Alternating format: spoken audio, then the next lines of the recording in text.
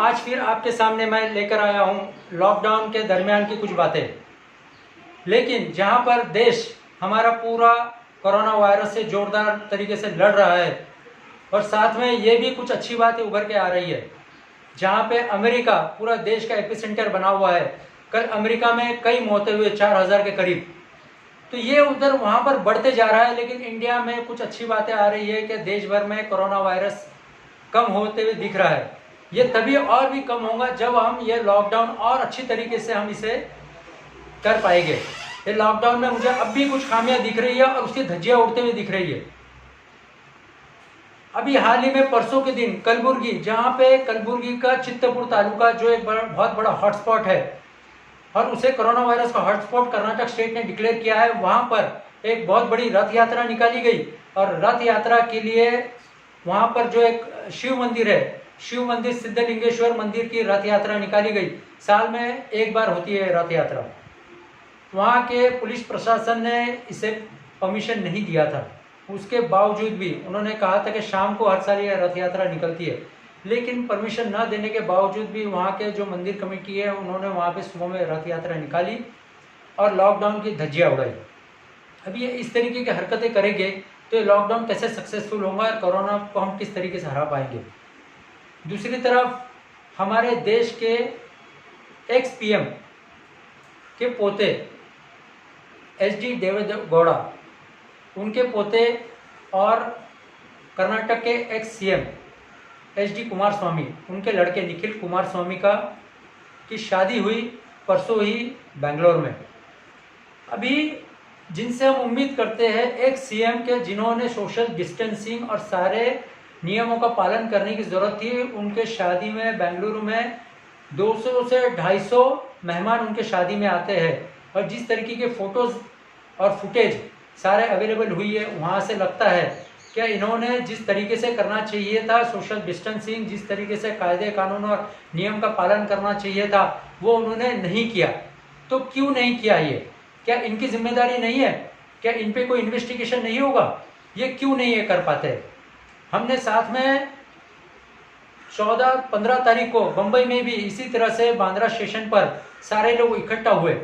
ये इकट्ठा हुए, एक पत्रकार ने गलत न्यूज़ चला दी अपने न्यूज़ चैनल पे और वहाँ पे काफ़ी लोग इकट्ठा हो गए, इतने सारे लोग इकट्ठा हो गए और वहाँ पर भी भीड़ जमा हो गई। तो यहाँ से लॉकडाउन और बढ़ जाएगा। अगर हम 3 तारीख पर भी लॉकडाउन ख़त्म नहीं हो पाएगा। लेकिन ये जो पत्रकार को अरेस्ट किया गया, वो पत्रकार को जब अरेस्ट किया उसे एक दिन में बेल मिल गई, लेकिन वो न्यूज़ एडिटर कहाँ है और वो चीफ एडिटर कहाँ है उस चैनल के, उनको अब तक कोई कार्रवाई नहीं की गई। अभी ये सही में इन्वेस्टिगेशन होने वाला है क्या?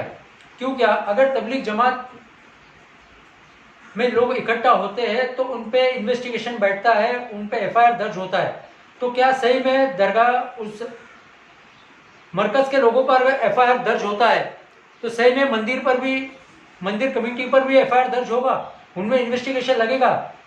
क्या एक्स पीएम और एक्स सीएम पर भी इन्वेस्टिगेशन होगा, उन पर भी एफआईआर दर्ज होगा? तो मेरा ये मानना है कि प्रशासन ने सबको एक बराबर का देखने की ज़रूरत है और उन पर भी एफआईआर दर्ज करें।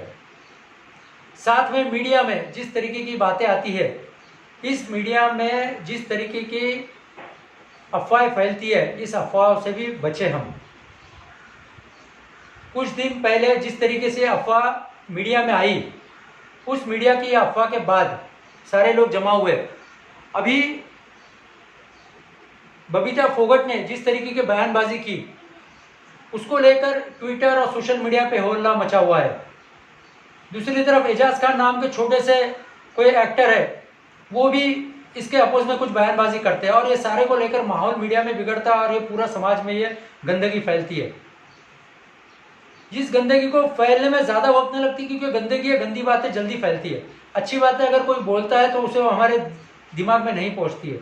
तो हम इस तरीके के हिंदू मुस्लिम में तनाव पैदा हो, हिंदू मुस्लिम में कुछ भेदभाव पैदा हो, ये जो सारा हमारा हम मीडिया के ज़रिए कर रहे हैं, हम ये करना नहीं चाहिए। सारे पत्रकारों ने, मैं सोशल मीडिया पे देख रहा हूँ कि पत्रकार किस तरीके से ये हरकतें कर रहे हैं। आज फिर एक ऑथर और एक किताबें लिखी हुई एक जानी मानी पत्रकार, उन्होंने भी फिर एक बार बयानबाजी की कि ये किस तरीके से वे ऑफ मुस्लिम हेट्रेड बढ़ रही है। और उन्होंने तो आगे जाकर ये भी कहा कि this may turn up to the genocide of Muslims. लेकिन ये इस तरीके का कोई वे ऑफ मुस्लिम हेट्रेड नहीं है। ये इस तरीके के बयानबाजी है, सारे जो अपने आप को लिबरल कहते हैं, मुस्लिम और माइनॉरिटी राइट्स के लिए लड़ने वाले कहते हैं, ये इस तरीके की कोई बयानबाजी ना करे और ना ही किसी तरीके के कोई वे ऑफ हेट्रेड है।